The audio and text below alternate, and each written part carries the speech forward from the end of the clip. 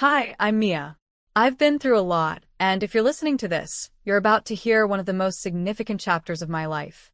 It all started with what was supposed to be a joyful celebration, my birthday party. I had just turned 33 and had been promoted to senior project manager at a tech company in Austin, Texas. I was thrilled. It felt like all my hard work was finally paying off. So, I decided to host a birthday party at my home to share the news with friends and family. My husband, David, and I had been busy preparing for weeks. Our house, a modest but charming place in a cozy neighborhood, was decked out with twinkling lights, colorful balloons, and a beautiful cake I had picked out. David, a software engineer in his mid-30s, was supposed to be my rock, my partner in everything. He had always been supportive of my career, or so I thought. The evening started off perfectly. Our friends and family gathered, and the mood was lively. I remember chatting with Clara, my close friend and colleague, who was excited to hear about my promotion. "You must be over the moon, Mia," Clara exclaimed, her eyes sparkling with genuine excitement. "Tell us everything." I smiled, feeling the warmth of the room. I had been waiting for this moment to share my big news.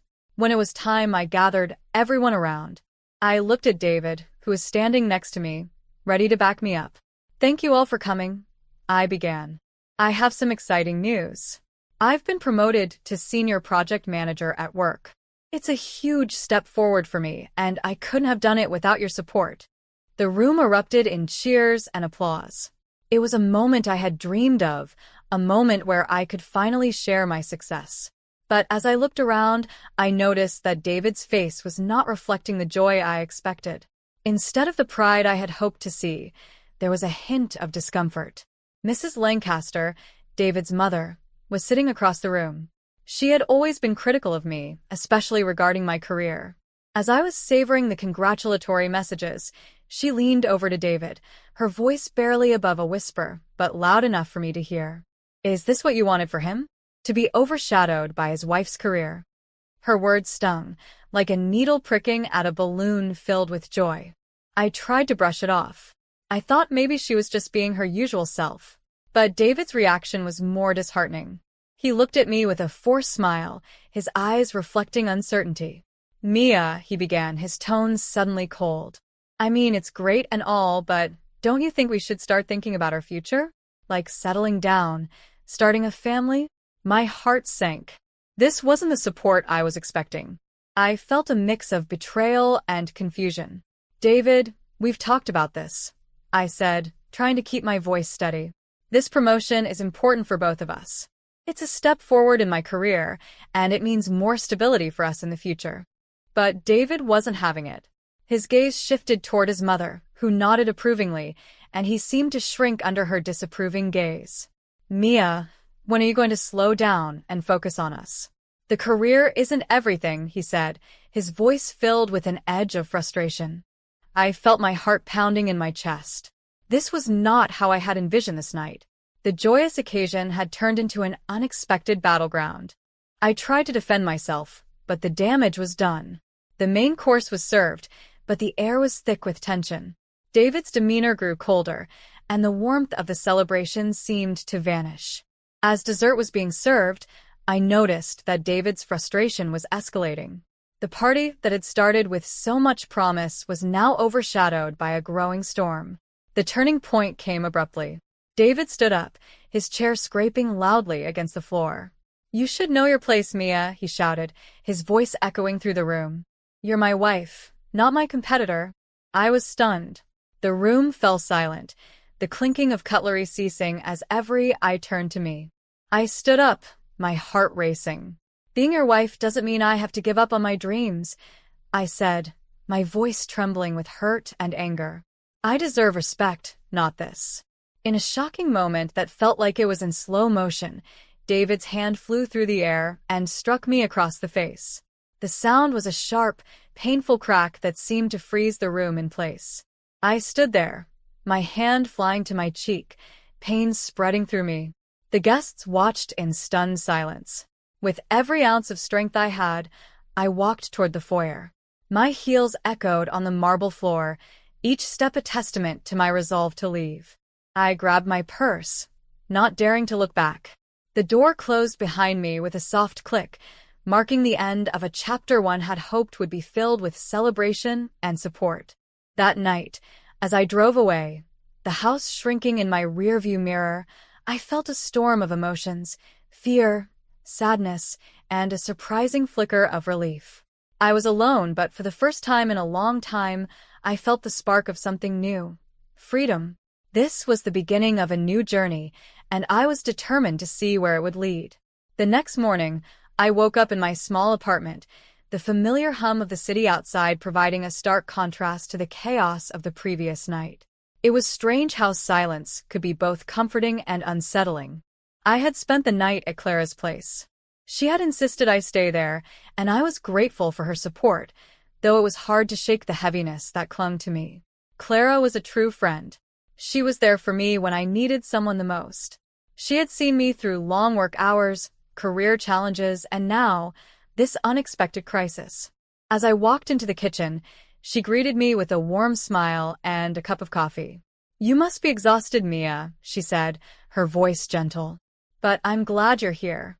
We'll get through this together."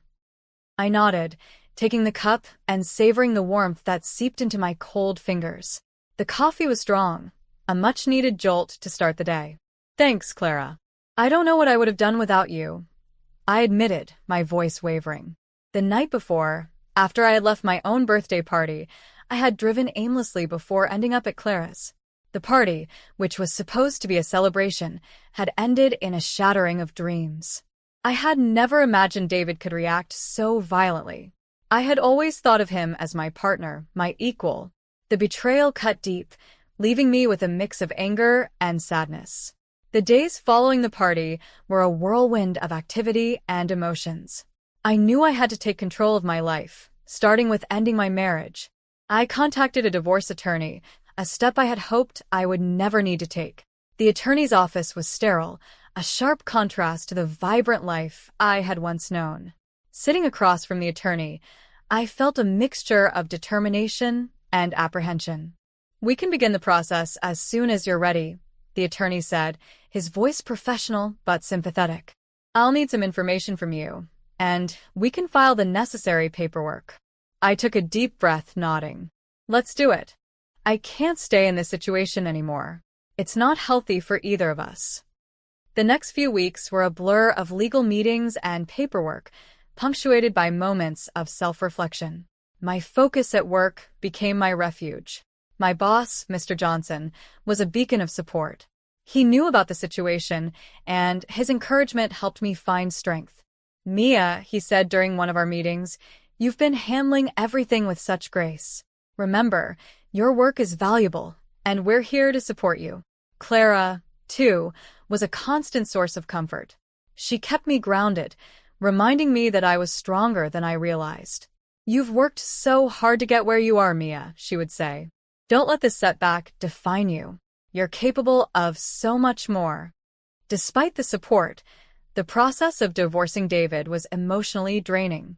He tried to reach out, leaving messages and calling. His voice was often filled with regret and desperation.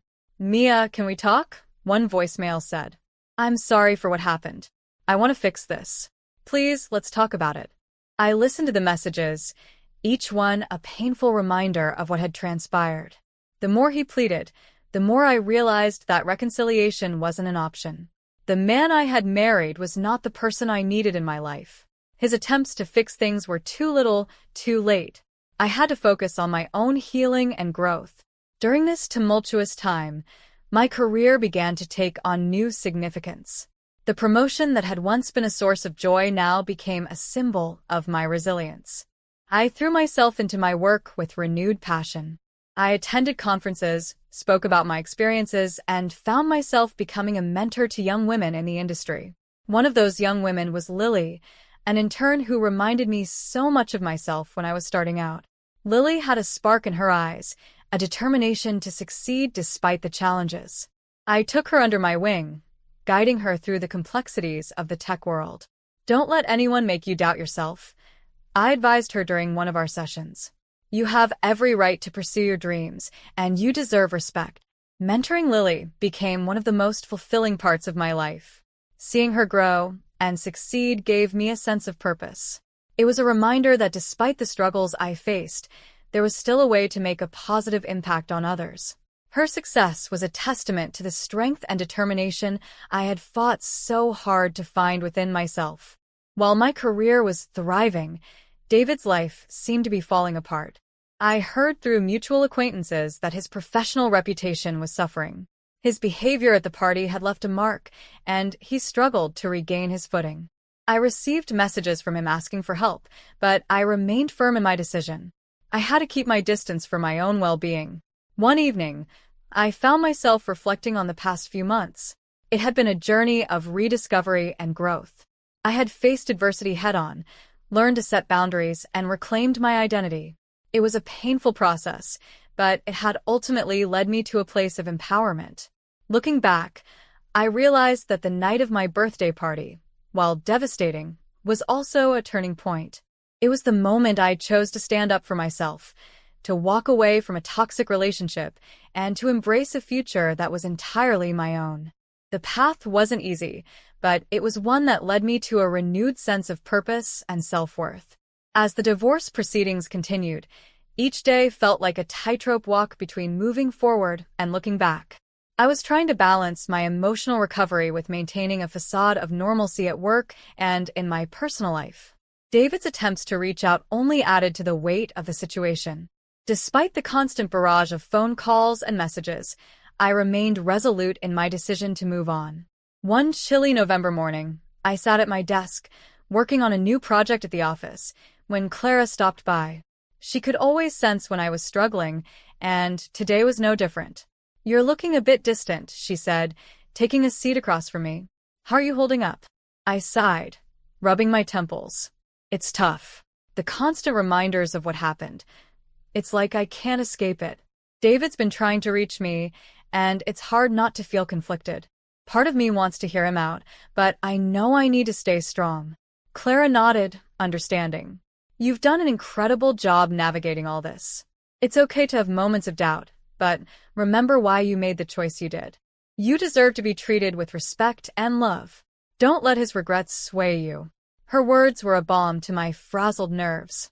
I appreciated her unwavering support, especially during moments when I felt tempted to second-guess my decisions.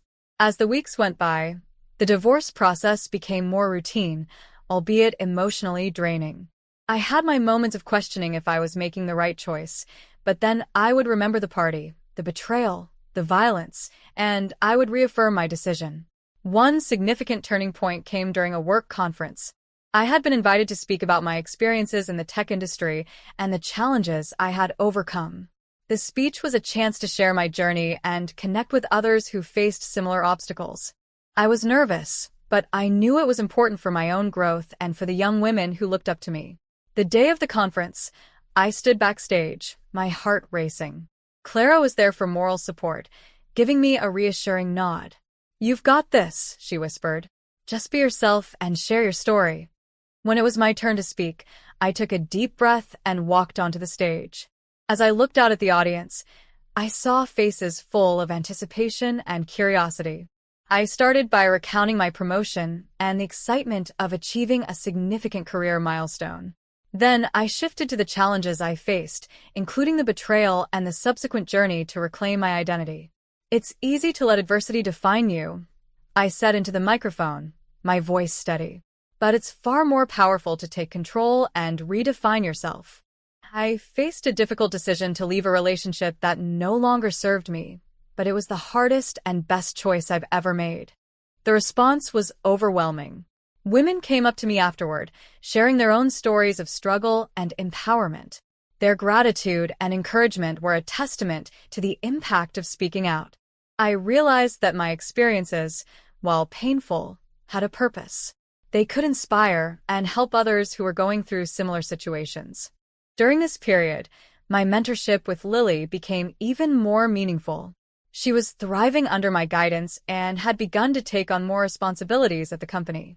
Her growth was a constant reminder of why I had to keep pushing forward. We spent many hours discussing career goals and personal challenges, and I was proud to see her confidence blossom.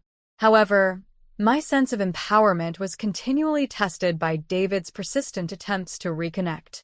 He sent me letters, called, and even showed up at my apartment once. Each time, I remained firm. I had learned that my value wasn't tied to my past relationships or the opinions of others. I was building a new life based on my own terms and goals. One evening, after a particularly emotional day, I received another letter from David. It was filled with apologies and pleas for another chance. As I read through it, I felt a pang of sorrow for what we once had but remained steadfast in my resolve. I knew that reopening old wounds wouldn't help me move forward. I penned a brief, firm response. David, I've made my decision. It's important for both of us to move on and find our own paths. I wish you the best, but I need to focus on my own future now. With that, I sealed the letter and sent it off. It was a final act of closure, a step toward truly leaving the past behind. As the new year approached, I felt a sense of hope and renewal. My career was thriving, and I was making a difference in others' lives. As the new year dawned, I felt a renewed sense of purpose. It was as if I had finally shed the weight of the past and was ready to embrace the future with open arms. My career continued to flourish, and I was given more opportunities to lead and speak at industry events. Each new accomplishment was a testament to my resilience and hard work, and I was determined to make the most of every chance that came my way. One chilly January afternoon, I found myself preparing for a conference where I was scheduled to speak about leadership and personal empowerment. This was one of those moments when I felt my past struggles coming full circle, transforming into a platform for sharing wisdom and encouragement. Clara, ever my steadfast friend, was there to support me, helping with the final touches on my presentation. Your story is going to resonate with so many people, Clara said as she reviewed my notes. You've turned your experiences into something truly inspiring. I appreciated her faith in me. As I stood in front of a room full of eager faces, ready to share my journey, I could feel the weight of my experiences fueling my words. I spoke about the importance of setting boundaries, reclaiming one's identity, and finding strength in adversity. I emphasized how my decision to leave a toxic relationship had ultimately led me to a place of empowerment and growth. The response was overwhelmingly positive. Attendees approached me afterward, sharing their gratitude and their own stories of overcoming challenges. It was a reminder of why I had chosen to be open about my journey. By helping others see that they too could overcome their struggles, I felt a deep sense of fulfillment. During this time, my mentorship program with Lily was thriving. She had blossomed into a confident and capable professional, and I was proud to see her achievements. It was rewarding to know that I had played a role in her growth. Our sessions together were not just about career advice, but also about navigating personal challenges and staying true to oneself. Meanwhile, David's attempts to reach out had diminished. I had received a few more letters, each filled with more regret and requests for reconciliation. However, I had made it clear that I was moving forward with my life. I had learned the hard way that my worth wasn't tied to someone else's perception of me. I needed to focus on building a future that was mine alone. In late February, I was invited to participate in a panel discussion about women in tech. It was an exciting opportunity to speak alongside other accomplished professionals and share insights on breaking barriers in a traditionally male-dominated industry. As I prepared for the panel, I reflected on how far I had come from that fateful birthday party. On the day of the panel, I felt a mixture of nerves and excitement. Standing in front of the audience, I realized that the journey I had been on wasn't just about overcoming personal adversity. It was about embracing my strengths and using them to inspire others. I spoke passionately about the importance of self-worth, setting boundaries, and pursuing one's ambitions, regardless of societal or familial pressures. The panel discussion was a success, and the feedback from the audience was incredibly positive. It was clear that my story and the lessons I had learned were resonating with many. I felt a profound sense of accomplishment and pride. I had turned a difficult chapter in my life into a source of inspiration and strength. As spring approached, I found myself more grounded and confident in my new life. My career was thriving, My personal boundaries were firmly established, and I was finding joy in mentoring others. The experiences I had faced had shaped me into a stronger, more resilient person, and I was determined to continue building on that foundation. One evening, as I sat in my apartment reflecting on my journey, I realized that the true measure of success wasn't in the accolades or professional achievements, but in the growth I had experienced and the person I had become. I had learned to value myself, set clear boundaries, and pursue my passions with unwavering determination. I had taken control of my life and carved out a future that was true to my values and aspirations. My journey wasn't defined by the past, but by the strength and resilience I had found within myself.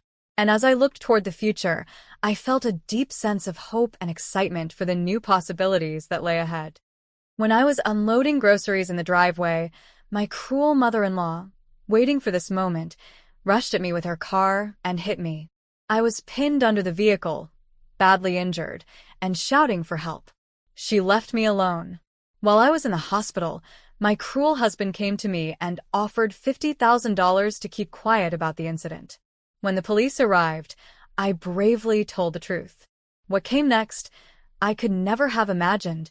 My name is Lauren, and for years I thought I had the perfect life, or at least I convinced myself I did. I was 32 when everything changed, but it started long before that. If you had asked me back then, I would have told you I was happy. But now, looking back, I can see I was living in a cage, pretending everything was fine while I was slowly suffocating. I met Ethan when I was 26 at a community event in Aurora, Colorado. He wasn't particularly charming or romantic, but he had this steadiness that I thought I needed. I'd had a rough few years before meeting him, working long hours at a marketing firm and navigating life on my own. Ethan seemed like a safe harbor. He wasn't flashy, but he was dependable, or so I thought. We dated for 2 years, and when he proposed, I said yes, without hesitation. I was swept up in the idea of building a life together, a family, a future. The first cracks began to show right after the wedding. We moved into Ethan's parents' home, which seemed practical at the time. His mother, Victoria, had insisted it would help us save money for our own house. What she didn't say was that it also meant she would have complete control over our lives. Victoria was a retired nurse in her mid-60s, and she had this way of making everything sound like a suggestion when it was really a command. She'd say things like, "Lauren, don't you think it's better if you handle the cooking?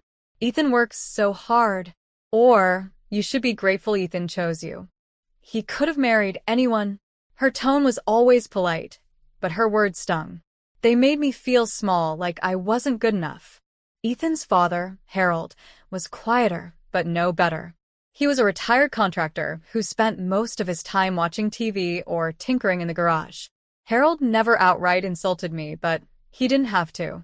He'd nod along with Victoria's outdated comments about a woman's place being in the home, and his silence spoke volumes. Ethan, my husband, the man I thought would stand by me, did nothing.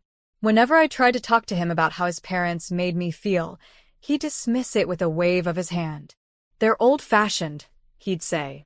"Don't take it personally." I started to feel trapped. I had given up my job to focus on our new life, thinking it was what a good wife should do. But with each passing day, I lost a little more of myself. Victoria dictated everything: how I should clean, what I should cook, even how I should dress when we had guests over. Harold backed her up, and Ethan? He just went along with it all.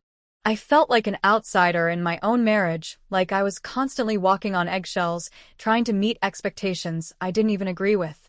The years passed, and the dreams Ethan and I had talked about, buying our own home, starting a family, began to fade. Ethan seemed uninterested in anything that didn't involve his parents. Whenever Victoria or Harold made comments about grandchildren, Ethan would shrug and change the subject, leaving me to fend off their remarks alone. I felt abandoned, like I was carrying the weight of our relationship by myself. Then came the day everything shattered. It was a crisp morning in late spring. I was unloading groceries from the trunk of my car, trying to organize everything before heading inside. That's when I heard the engine. At first, I thought it was just someone pulling into the driveway. But then I looked up and saw Victoria's car speeding toward me. I froze. For a split second, I thought she wouldn't, but she did. The impact knocked me to the ground, pinning me under the car. The pain was immediate and overwhelming. I could barely breathe, let alone move. Victoria didn't get out to help. She didn't even stop. Instead, she panicked, reversed the car, and sped off. I was left lying there, groceries scattered around me, gasping for air and trying to make sense of what had just happened. I don't remember much of what happened next, only that a neighbor must have seen me and called for help. The next thing I knew, I was in the hospital, surrounded by bright lights and the sound of beeping machines. My body ached all over, and my mind was racing. Why had Victoria done this? Was it an accident or something more? I wanted answers, but they wouldn't come. Then Ethan arrived, and for a moment, I thought I'd have some comfort. I thought he'd hold my hand, tell me everything was going to be okay. Instead, he sat down next to me, his face pale, and said something I'll never forget. "Lauren," he began, his voice low and urgent. "Mom's scared." She panicked. "You can't tell the police she hit you. Just say you fell. We'll give you $50,000 to cover whatever you need, okay? Just don't make this a big deal." I stared at him, my heart sinking. My husband, the man I had trusted, was trying to buy my silence. I couldn't believe what I was hearing. He wasn't there to support me or to stand by me. He was there to protect his mother, to sweep everything under the rug like it didn't matter. Like I didn't matter. That was the moment something inside me broke.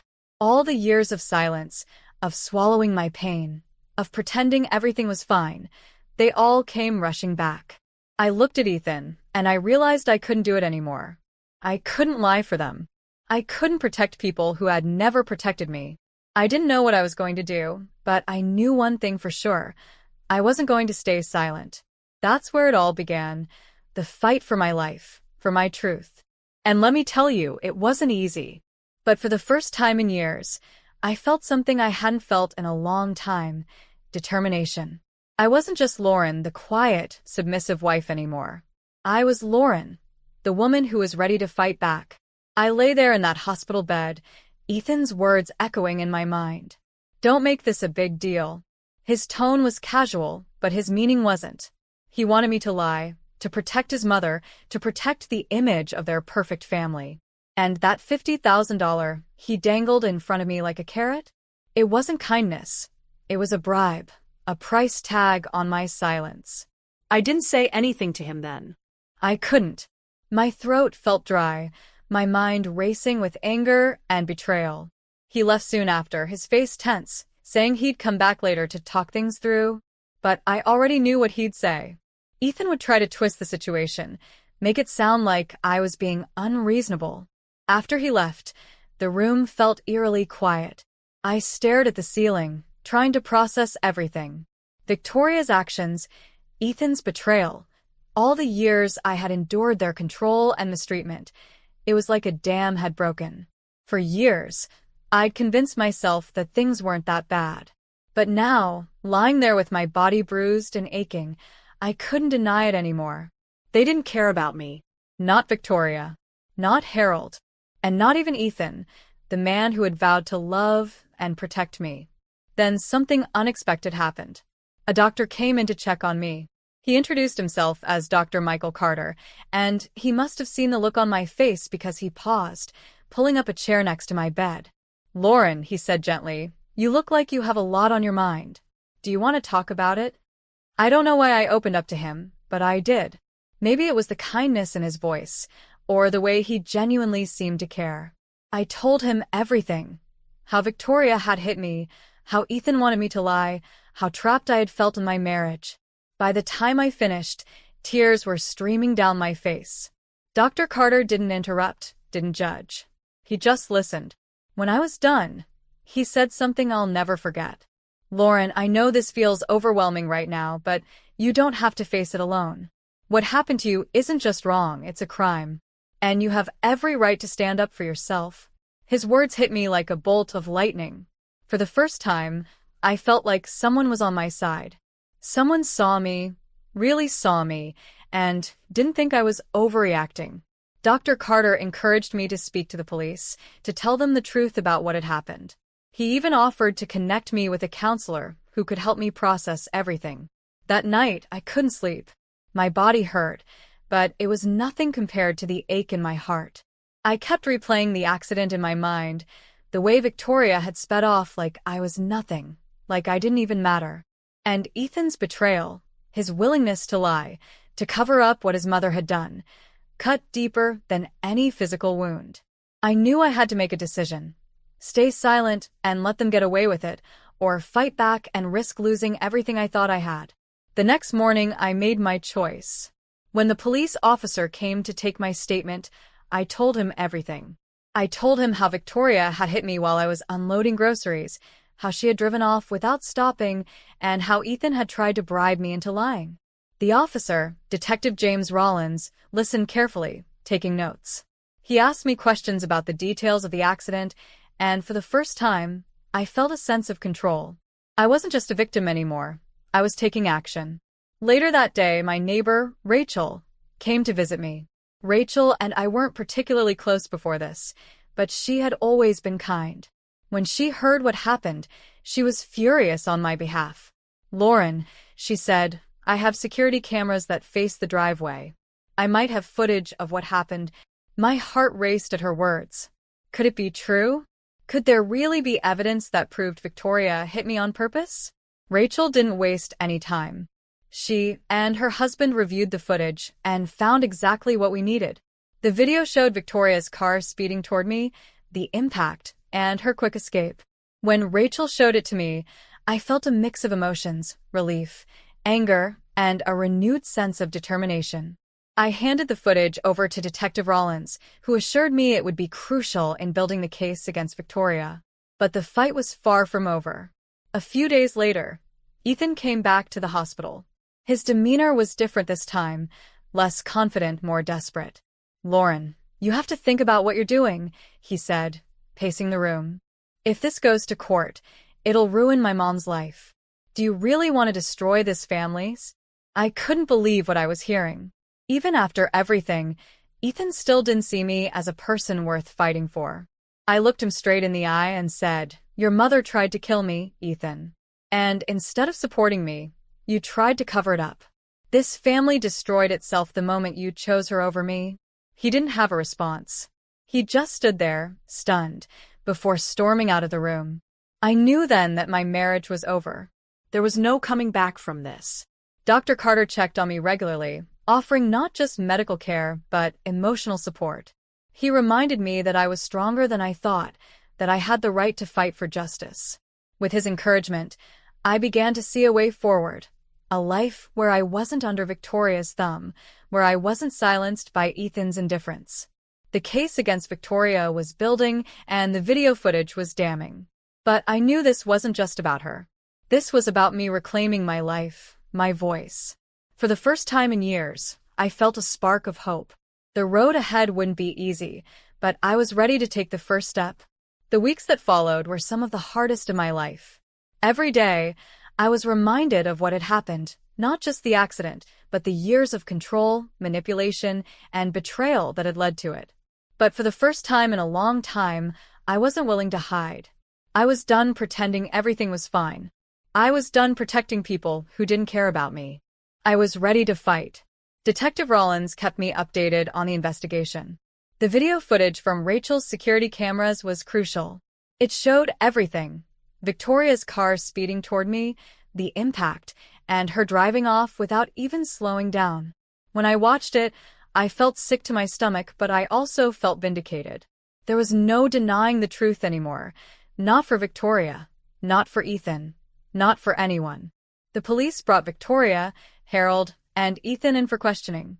Victoria tried to act surprised, as if she had no idea why she was there. "It was an accident," she insisted, her voice trembling. "I didn't mean to hurt her." But the video didn't lie. It showed her reckless actions for what they were. She couldn't explain it away. Harold sat silently, as he always did, refusing to look anyone in the eye. And Ethan tried to justify everything. "I was trying to protect my family," he said, his voice cracking. I didn't want this to get out of control. As if I was the one blowing things out of proportion. As if he wasn't complicit in covering up a crime. When I confronted them during questioning, I felt a strange mix of emotions. Anger, of course. Anger that they had hurt me, betrayed me, dismissed me. But there was also sadness, a deep ache for what could have been. I had loved Ethan. I had believed in him. But now, standing in front of him, I realized I didn't even recognize the man I had married. "Do you have any idea what you've done to me?" I asked him, my voice steady but firm. "Your mother could have killed me, Ethan. And instead of standing by me, you chose to protect her. You tried to bribe me. You tried to silence me. How can you call that love?" Ethan didn't answer. He just looked down at the floor, his shoulders slumped. For a moment, I thought I saw regret in his eyes. But it didn't matter anymore. Regret wouldn't change what he'd done. Regret wouldn't undo the pain he'd caused. The charges came quickly after that. Victoria was arrested for attempted murder and fleeing the scene of a crime. Ethan was charged as an accessory, and Harold faced charges for obstruction of justice. When the news broke, the entire town was in shock. People who had once respected the family were outraged. Victoria's name, once associated with charity events and social clubs, became a symbol of betrayal and cruelty. Ethan, who had always seemed so steady and dependable, was exposed as a coward. Through it all, I leaned on the people who truly cared about me. Rachel and her husband were a constant source of support, offering me a safe space to recover and rebuild. And then there was Dr. Carter. Michael, as he asked me to call him, became more than just my doctor. He became a friend, someone I could trust, someone who reminded me of my own strength when I felt like giving up. "Lauren," he said one day after a particularly emotional meeting with the police, "you've been through hell, but you've handled it with more grace and courage than most people ever could. Don't let them take away your sense of who you are. You're stronger than you think." Those words stayed with me. They became a mantra, a reminder that I wasn't just a victim. I was a survivor. As the legal proceedings began, I made another decision. I filed for divorce. There was no saving my marriage, not after everything that had happened. Ethan's betrayal wasn't just about the accident. It was about years of dismissing my feelings, of siding with his parents, of leaving me to fend for myself. I couldn't live like that anymore. I didn't want to. The divorce was messy, but I didn't care. I wasn't fighting for money or property. I was fighting for my freedom. And when the papers were finally signed, I felt a weight lift off my shoulders. For the first time in years, I felt like I could breathe. But even as I started to move forward, the trial loomed in the distance. I knew it wouldn't be easy to face Victoria, Harold, and Ethan in court. I knew they would try to twist the story, to paint me as overdramatic or vindictive. But I also knew I had the truth on my side, and I was ready to fight for it. Looking back, I think that was the moment I truly began to heal, not when I decided to fight, but when I realized I could. When I realized I had the strength to stand up for myself, to demand justice, to reclaim my life. It wasn't just about the accident anymore. It was about everything they had taken from me, and everything I was determined to take back. The day of the trial arrived faster than I expected. I walked into the courtroom with my heart pounding, but my head held high. This was it, the moment I'd been waiting for, the moment I would finally face the people who had hurt me and demand justice. Victoria, Harold, and Ethan sat at the defendant's table, their faces a mix of defiance and fear. They avoided my eyes, but I didn't care. I wasn't there to look for remorse. I was there to speak my truth. The prosecution laid everything bare. The video footage from Rachel's security camera, the medical reports, and my testimony about Ethan's attempts to bribe me into silence. Every detail painted a clear picture of what had happened that day and the years of manipulation I had endured. When the footage of Victoria hitting me was played in court, the room fell silent.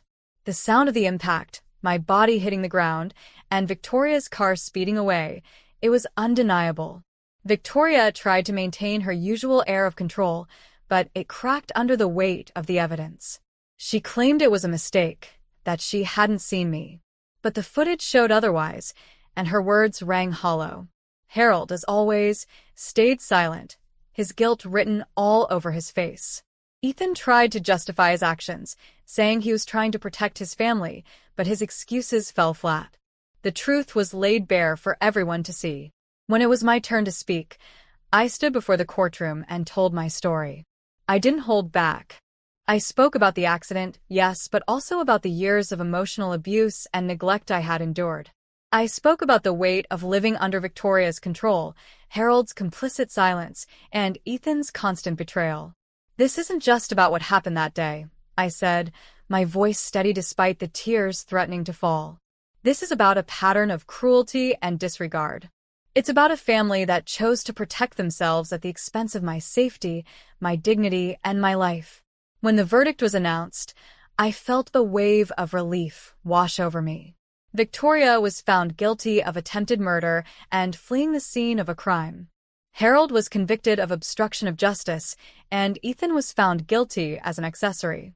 Victoria received a lengthy prison sentence, Harold was placed under house arrest, and Ethan was sentenced to 3 years in prison. They had tried to control me, to silence me, but in the end, the truth won. After the trial, I began to rebuild my life in earnest. The divorce had been finalized, and I moved into a small but cozy apartment, my first real home in years. Rachel and her husband became like family to me, their support unwavering. And then there was Michael, Dr. Carter, the man who had been there for me in my darkest moments, became an even more significant part of my life. What started as friendship grew into something deeper. Michael was kind, patient, and understanding in ways I had never known. He didn't try to fix me or rush my healing. He simply stood by me, reminding me that I was capable of standing on my own. A year after the trial, we married in a small, intimate ceremony surrounded by people who truly cared about us. It wasn't a grand affair, but it was perfect because it was filled with love and hope. Now, as I sit here telling my story, I feel like a different person. The Lauren who walked into Ethan's life all those years ago is gone. In her place is someone stronger, someone who knows her worth, someone who refuses to settle for less than she deserves. I still think about Victoria, Harold, and Ethan sometimes, not with anger, but with a sense of closure. They made their choices, and now they're living with the consequences. As for me, I'm living my life, free from their control, surrounded by love and support. I've learned that betrayal doesn't define you. What defines you is how you rise after you've been knocked down. This is my new beginning, and I couldn't be more grateful for it. I inherited a $90 million mansion from my parents, but my greedy mother-in-law had other plans. She demanded I sell it for her business. When I refused, she showed up with her son, tied up the security guard, and set my home ablaze. They thought they'd won, but the next morning, I hit them with a shocking revenge they could never have imagined. My name is Lena Harrison, and if you'd asked me a year ago where I saw my life going, I would have told you everything was perfect. I was 32, a successful event planner in Austin, Texas. I had a job I loved, friends I cherished, and a marriage I believed in. My parents, both self-made millionaires, had given me everything I needed to build a secure future. And when they passed away unexpectedly, I thought I could continue honoring their legacy while building my own life. When I inherited their estate, which included a $90 million luxury mansion, I felt like I was living in a dream. It was more than just a home. It was the product of their hard work and sacrifice, a symbol of their love for me. I could still feel their presence in every corner of that house. It was overwhelming, yes, but it was also an opportunity to truly begin a new chapter in my life. My husband, Dylan, and I had always talked about moving into a bigger home one day, but nothing could have prepared us for the reality of what was about to unfold. Dylan was 34, a real estate agent who was thrilled about the prospect of living in such a luxurious mansion. When we moved in, it felt like our lives were finally coming together. We spent days decorating the grand rooms and evenings strolling through the lush gardens, savoring the peace of our new life. For a while, it felt like nothing could disrupt our happiness. But it didn't take long for the first cracks to appear. Dylan's mother, Margaret, was a woman who'd never hidden her opinions. At 58, She had always been a constant presence in our lives, critical, demanding, and often overbearing. I thought I'd be able to manage her, but I couldn't have been more wrong. From the moment Margaret learned about the mansion, something in her shifted. Her words were kind at first, full of praise, but there was an undercurrent of something darker. She began to make remarks about how lucky I was and how the house would be wasted on one person. At first, I didn't think much of it, but soon, the comments became more direct. "Lena, you know," she said one afternoon as she casually visited, sipping tea, "I've always believed in good investments. With all that money, you could really expand your reach. Real estate is such a profitable business. I don't know why you're holding on to that mansion." I was taken aback. I had just lost both my parents, and this house was all I had left to remind me of them. It wasn't just about money, it was about honoring their memory. "I'm not ready to sell, Margaret," I said softly, trying to keep my voice steady. "This place means a lot to me." She raised an eyebrow, her lips curling into a smile that didn't quite reach her eyes. "I get it, Lena. But you do realize that selling it and investing in something else would set you up for life, right? Think about it. Real estate, the right property, the right business. It could change everything." I could feel my stomach tighten, but I tried not to show it. "I'm not interested, Margaret. I'm happy here." But Margaret was persistent. Every time we spoke, the conversation veered back to the house. It was clear she didn't understand why I wouldn't simply sell it and use the money for something better. She grew more insistent, and that's when I started to feel the pressure. It wasn't just her anymore. Dylan, my husband, began to show signs of being influenced by his mother's ideas. He would sit quietly during our discussions, his silence growing louder with every passing day. I tried to brush it off at first, telling myself that it was just a phase. After all, Dylan had always been supportive. He had been my rock through all the struggles with my parents' passing. But as the days went on, I began to wonder if his loyalties were shifting. One day, Margaret and her younger son, Max, showed up at our door unannounced. I knew immediately something was wrong. Margaret's eyes were too bright, too focused, and Max, who was only 26, had an expression that mirrored his mother's, impatience and hidden anger. "What's going on?" I asked, trying to keep my voice calm. Margaret didn't even greet me.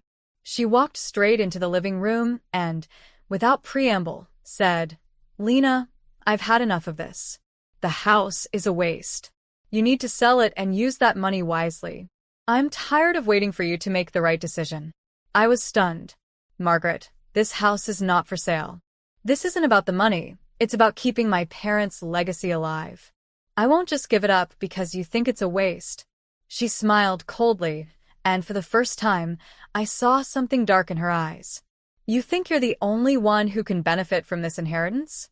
You think your parents would want you to hoard it? No, Lena. It's time to let go." Before I could respond, Max stepped forward, looking at me with a coldness that sent a chill down my spine. "Mom's right," he said. "You're being stubborn. This could be a huge opportunity for all of us. Why hold on to something that just sits there, wasting away?" I felt the walls closing in, the weight of their words crushing me. "This isn't about money," I said again, my voice firm. "I'm not selling. This house is mine, and it means something to me." Margaret's smile faltered for just a moment, but she quickly regained her composure. "Fine," she said, her voice dripping with disdain. "But don't think I'll forget this." And just like that, she and Max left, but I had a feeling in my gut that this wasn't the end.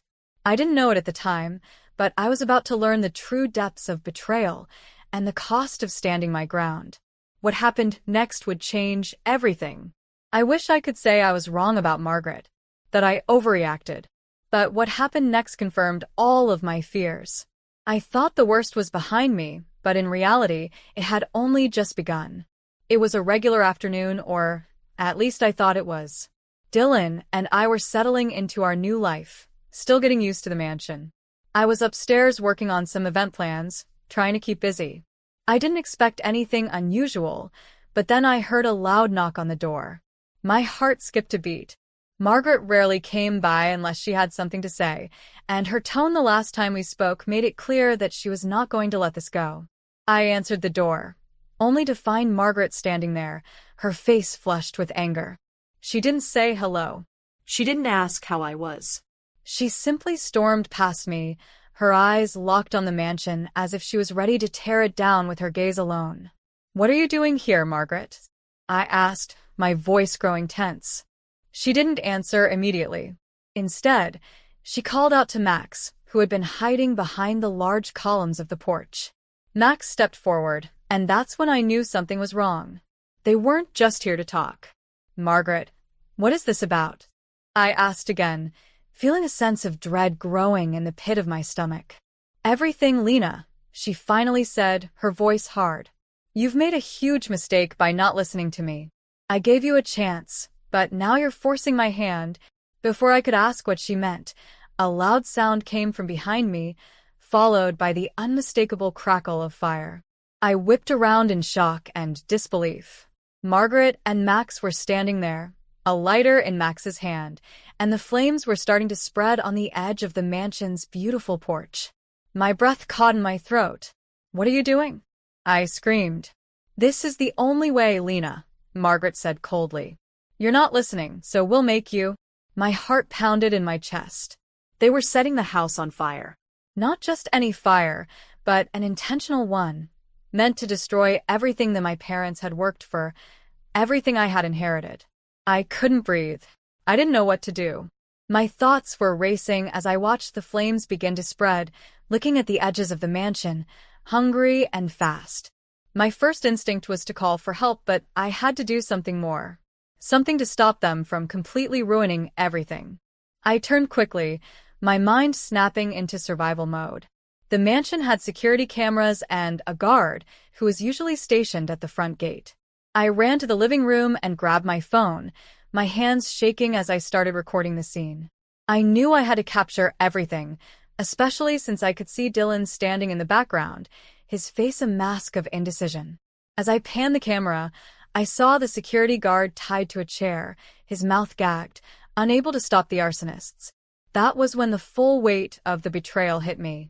My own husband, my partner, was standing there doing nothing. Dylan wasn't even trying to stop his mother or brother. He wasn't trying to protect the house. He was complicit. I could feel the tears threatening to spill, but I held them back. I wasn't going to let them see my weakness. I wasn't going to let them break me. In a flash, I made a decision. I ran to the back of the house and released my trained attack dogs. I knew they would be my only chance to force them to stop. The dogs were well trained to respond to threats, and I trusted them more than anyone else at that moment. As soon as Margaret and Max saw the dogs running toward them, their faces went pale with fear. Without a word, they both turned and bolted, running as fast as they could, leaving the fire to rage on in the background. It was surreal, almost as if it were all happening in slow motion. I heard the dogs barking loudly, chasing after them, but it was too late. The fire had already taken hold. I dialed 911, but by the time help arrived, it was already too late. Half of the mansion had been consumed by flames. I stood there, watching the destruction unfold, my mind spinning. I couldn't comprehend what was happening. This was no accident. It was a deliberate attempt to destroy everything that had been left to me. But the worst part was realizing that Dylan had been part of this.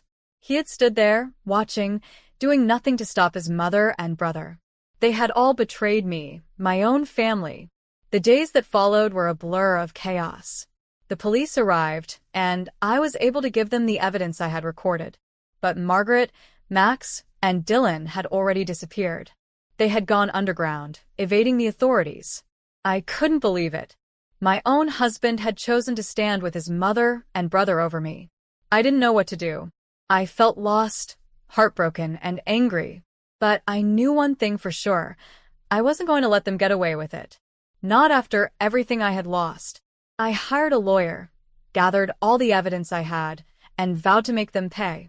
I would get justice for my parents, for the mansion, and for myself. I wasn't going to let their greed and betrayal win. But little did I know, the worst was yet to come. The days after the fire felt like a nightmare I couldn't wake up from. The mansion was destroyed, my life was in chaos, and the betrayal was too much to bear. But I wasn't going to let it end there. I had to do something. I had to fight back. I called a lawyer, Mr. Thomas Anderson, a calm and experienced man who specialized in property disputes and fraud. The moment I met him, I knew he was the right person to handle my case. He listened to my story with patience, and as I showed him the videos and photos of the fire, he nodded gravely. "We can use this evidence," he said after a long pause, "but we need to gather more. If they're trying to run from the law, we need to be quick." He was right. As much as I wanted to focus on the emotional side of things, I knew I needed to build a solid case. We compiled every piece of evidence: phone recordings, photos of the security guard tied up, and any traces of their involvement. I knew my husband Dylan's role in all of this was undeniable, but I wasn't sure where they had gone. Dylan, Margaret, and Max had vanished without a trace, and I couldn't shake the feeling that they were planning something else. Something worse. The police had been notified immediately after the fire, but they were having trouble locating any of them. It seemed like they had all gone underground. They were smart, too smart for me to catch alone. I couldn't help but feel helpless. My own family had betrayed me, and now they were hiding, slipping away, without facing any consequences. I was restless. Every day, I checked the news and the police reports, hoping for a breakthrough. I even went to the mansion site once, looking at the burned remnants of my parents' home, the place where so many memories had been created. It was painful, but I couldn't allow myself to mourn just yet. There was something more important to focus on: revenge. No, not just revenge. Justice. 1 week later, the breakthrough finally came. I received a call from Mr. Anderson early in the morning. His voice was steady but urgent. "Lena, they've been found. Your husband, mother-in-law, and brother-in-law were arrested this morning at the airport. They were trying to leave the country," he said. For a moment, I felt the weight of the words hit me. I could hardly believe it. They had tried to escape, to flee from what they had done, but they couldn't get away. The police had tracked them down just in time, and now they were facing serious charges. I didn't know whether to feel relief or anger. But in that moment, I realized that this was my chance to make them pay for everything they had taken from me. They had destroyed my parents' legacy and betrayed me in the worst possible way. Now they had to face the consequences. The charges were severe: arson, conspiracy, and property destruction, among others. I could hardly stand to think of my husband's involvement in all of this. I had trusted him, and he had thrown it all away. But there was no time for self-pity. I had to focus on the court case ahead. The trial was intense. I testified about everything: how Margaret and Max had set the fire, how I had captured the evidence on my phone, how Dylan had stood by and let it all happen. They denied it at first, but the evidence was irrefutable. In the end, the court ruled in my favor. Dylan, Margaret, and Max were ordered to sell their properties and compensate me for the loss of the mansion. But their punishment didn't end there. The court handed down prison sentences, and they were forced to face the consequences of their greed and betrayal. It wasn't the end I had imagined, but it was justice. For the first time in weeks, I felt a sense of relief. They had been caught, and I had done what was right. But little did I know, this was just the beginning of my journey to reclaim my life. The aftermath of the trial was nothing like I imagined. I thought the verdict would give me closure, but instead, it left me with a bitter taste in my mouth. Justice had been served, but I couldn't shake the feeling of betrayal. Dylan, the man I had once loved and trusted, was now a stranger. My own family, my mother-in-law and brother-in-law, had turned on me, and the house, the beautiful mansion that had been my parents' legacy, was gone. It wasn't just bricks and mortar that I had lost, it was the symbol of everything they had worked for. But as the days passed, I began to realize something important. I had won. I had fought back. I had stood strong, even when the people I loved the most had tried to tear me down. I wasn't just the victim of their betrayal anymore, I was the woman who had survived it. I had reclaimed my life, my power, and my future. And now it was time to build something new. I used the compensation money from the court order to make a fresh start. I didn't need another mansion. I didn't need to replace what was lost. Instead, I invested in myself. I focused on my career as an event planner, something I had always loved but hadn't had the time for while my life was consumed by the drama of the inheritance. I hired a new team and worked on some of the most exciting events of my career, finding satisfaction in helping others create moments that would last a lifetime.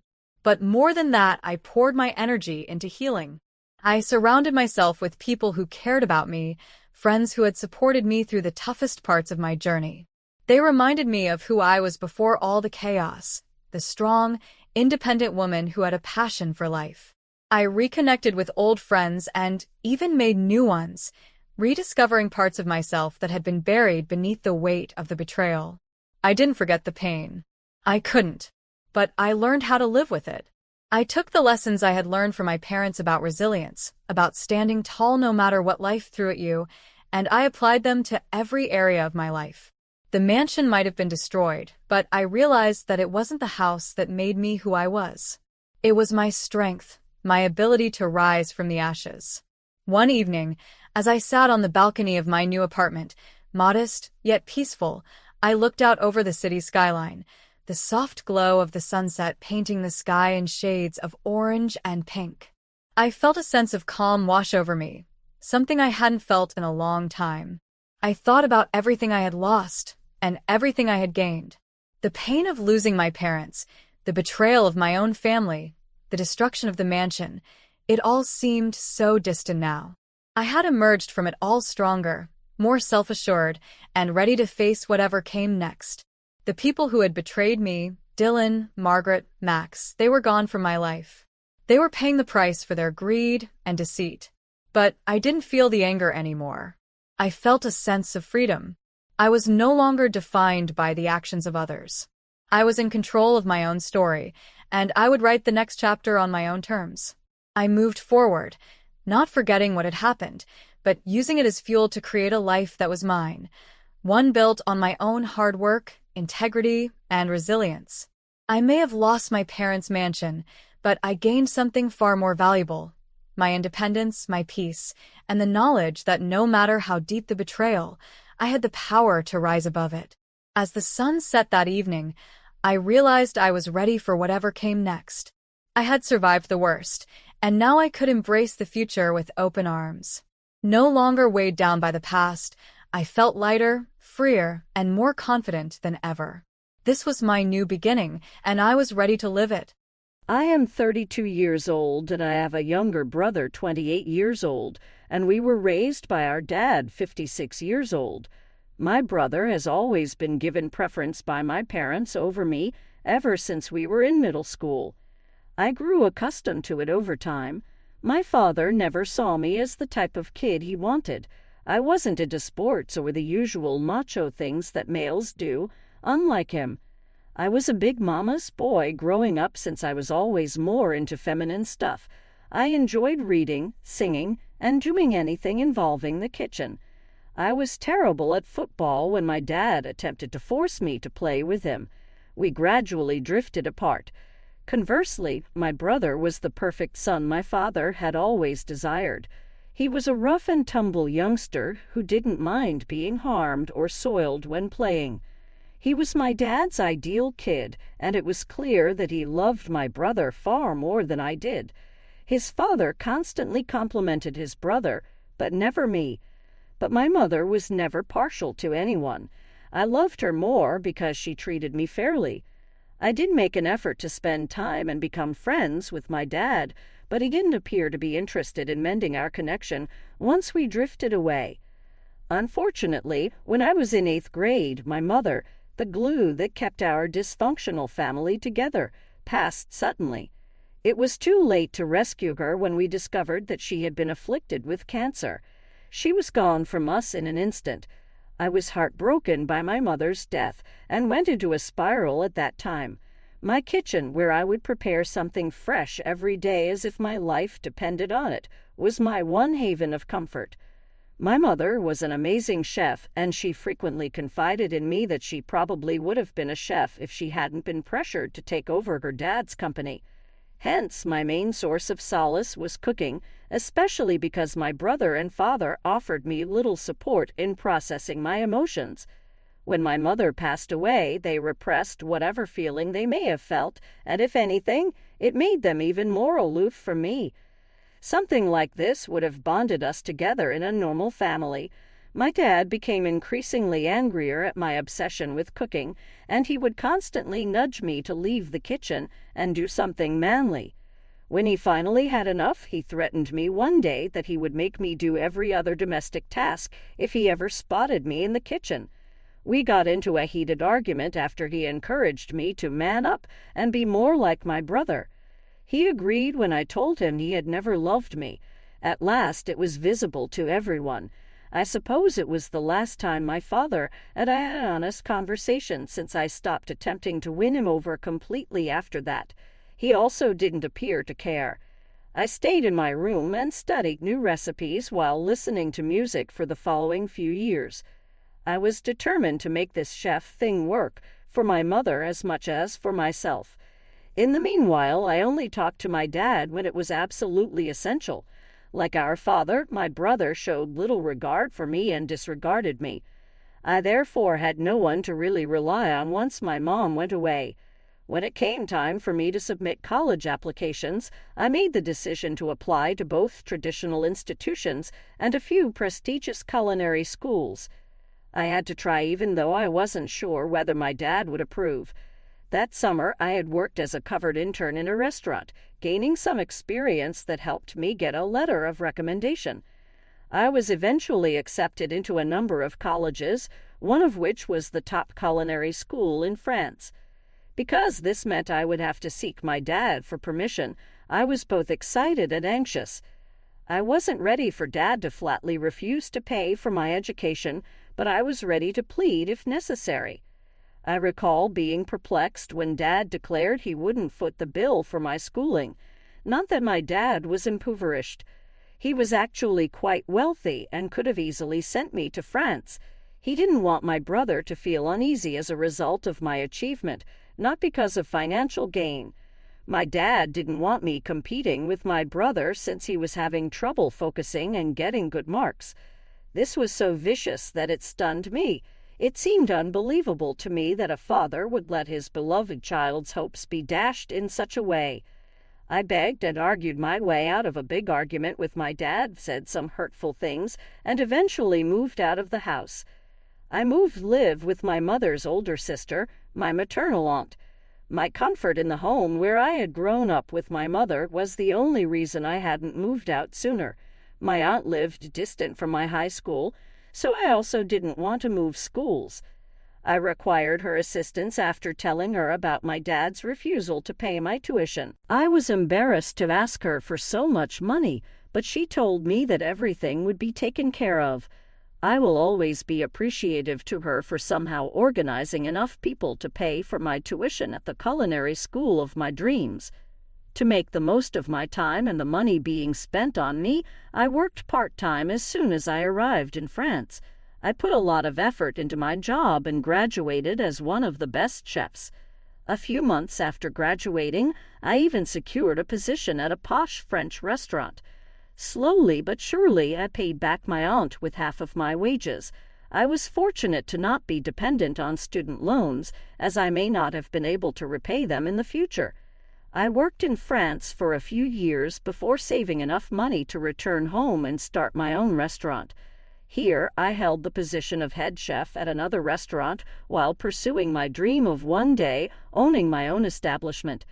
I was able to open the restaurant I had been working toward for so long once everything was settled a few weeks ago.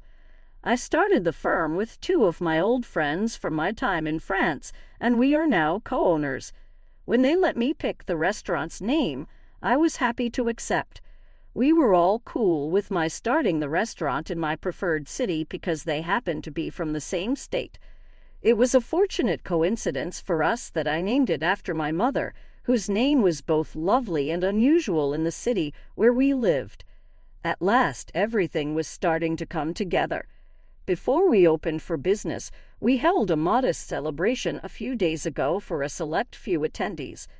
I invited my aunt and a couple of her friends who had helped with my tuition, of course.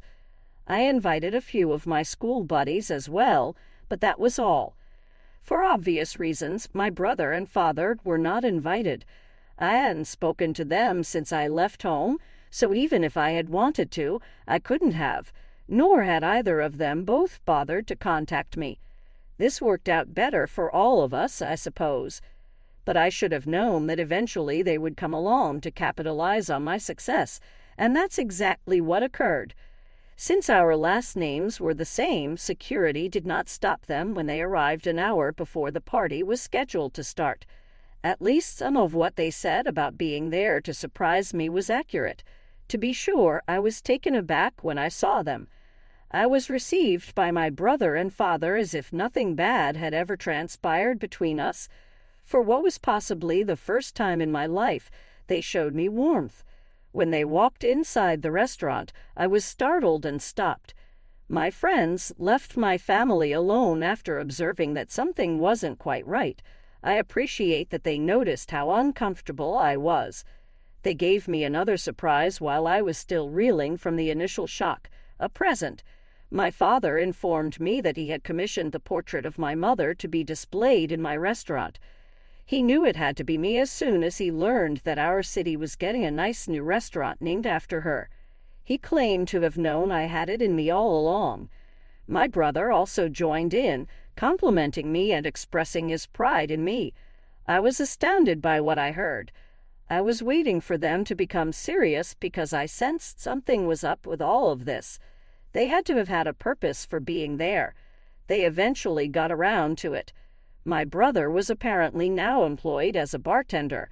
Only my dad's ability to persuade a friend to offer him a position at his club made this feasible. Throughout high school and college, my brother's grades had been declining, and he had failed to land the well-paying jobs that my dad had always anticipated. It was partly because of his laziness in high school football games that he was not awarded a sports scholarship. Paradoxically, he was the one who was turned down for admission everywhere else. Thus he ended up attending community college. Even though my brother had done nothing to merit it, they wanted me to make him a partner in the company so he could have a more prestigious position. I wanted to laugh in their faces, but refrained and assured them I would give it some thought. Naturally, I wasn't going to give it any thought. I just didn't want to reject them right away. I wanted them to remain for the celebration because I had another, better idea that would make my family seem bad since they had emerged from hiding when they learned of my accomplishment. They appeared happy, but they were unaware of what was going to unfold. As the evening wore on, visitors began to show up. Everyone I had invited got there in less than an hour. My brother and dad went out and socialized, and so did I throughout the evening. Even worse, I heard them brag to a few others about me. Their brazen boldness amazed me. It was time for the hosts, my partners, and I to make a toast towards the end of the celebration. I wanted to reserve the best for last, so I let my pals go first. When it was finally my moment to talk, I was prepared to say everything on my mind. I began by toasting to my mother, who was the reason I'd been able to accomplish so much, and thanked each and every one of my visitors. I really think that my confidence that I could do anything in life came from her faith in me when I was a youngster, and that belief persisted in me even after she passed away. I paid my respects and then discussed the true purpose of my speech. I thanked my aunt and mentioned that I had to borrow money from her and her friends in order to go culinary school. Finally, I mentioned my family, which is the reason I had to take out a loan in the first place. I spoke about my upbringing and how my father, who was often criticizing me for having feminine hobbies like cooking, never showed me love or faith. I described how my father had refused to pay for my education because he was afraid I would outshine his golden child, my brother, who was a carbon copy of him. That was the reason I left home, but I overcame them all to become the person I am today. In a sense, therefore, they shouldered part of the blame for all the adversities I had encountered, or else I may never have discovered my resilience. While I was speaking, a number of people gave my brother and dad the worst looks possible, but they had the grace to at least appear embarrassed, even though I knew they didn't feel that way. Following my speech, I went to embrace my brother and dad and pretended to be just as they had been when they had arrived. That game is playable by two. I said that I had forgiven them for whatever had happened in the past, since they had come to celebrate my accomplishment. I went so far as to offer my brother the position of bartender at my eatery. Everyone else appeared to regard this as a sincere reconciliation, and when I finished speaking, they applauded. A couple wolves even had their whistles. All that was known to me and my family was that this was just an attempt, one that I had completed with much success, to make them feel inferior. Even though it was evident they wanted to storm out in anger, they were forced to pretend to be appreciative and smile instead of being furious. My brother and dad confronted me outside the restaurant later, after the throng had dispersed and it was time to depart.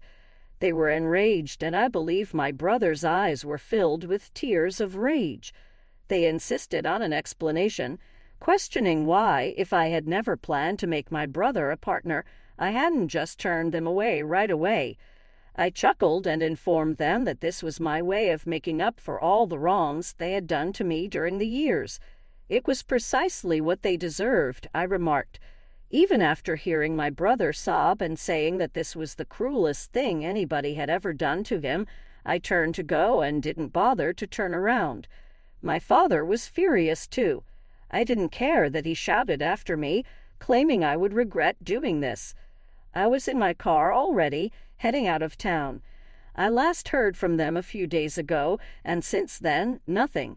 I disagree with my aunt, who believes I could have overreached and ought to have just ejected them right away. It was rightfully earned. ATA for making fun of my brother and father. First update. Despite what my aunt mentioned about me being overly harsh, I made the decision not to contact my family to apologize. I will not pretend to feel guilty for what I did. I don't.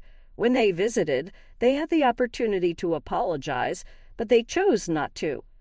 My aunt hasn't said anything about it since I told her about it, even though she still thinks I shouldn't have done what I did. We're going to have to agree to differ in this case, I suppose, and that's fine with me. In other news, my brother has been disparaging me in front of all of our former school pals, behind my back. We attended the same high school, which is regrettable since now I'm getting odd texts from students confirming the allegations. He's telling everyone that I purposely fed them food that was 3 days old at my business, humiliating both him and my parents. It's hardly unexpected that he is embellishing the tale to paint himself as the victim. Small-scale rumors wouldn't normally concern me, but I don't want prospective clients to take these lies seriously. I contacted my brother, threatening to ensure he lost his current job as well if he continued to disseminate false information about me and my business. I sincerely don't have time to deal with pointless drama, so I'm hoping this works. This is the last thing I need when I'm working so hard. Second update. My brother responded to my SMS with a lol, stating he won't stop until I make him a partner. The degree of delusion in this case is beyond comprehension. Furthermore, isn't it absurd for him to be disparaging the restaurant he wants to join if his goal is to become a partner? This is probably just my dad's way of getting his darling son to take a high-profile job without really performing any effort. Regretfully, they cannot make it work with me. I threatened to have my attorneys contact him if he didn't stop. He's not in a position to bargain with me at this time. I haven't filed a lawsuit just yet since I don't want to become entangled in needless controversy. But if he attempts anything else, I'll move, guaranteed. This serves as his final caution. Third update. I haven't given an update in over a month. I've been so busy that I haven't had time to update you on the situation. Even if my brother had ceased disparaging me, they were still eager to benefit from my success. In an attempt to scare me, my brother and father visited my residence a few weeks ago. They said they had already spoken to a lawyer and threatened to sue me for naming my restaurant after my mother. They advised me to make my brother a partner if I wanted to avoid complications. As soon as I realized that no lawyer would take on such an absurd matter, I called their bluff. It appeared that they had forgotten that she was not just my dad's wife, but also my mother.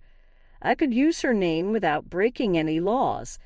I warned them I would have to contact the police if they didn't leave me alone, since I had had enough of their crap at that point. Fortunately, my dad stopped my brother from grabbing me by the collar when he lost his cool. He appeared to have lost his temper due to the ongoing humiliation.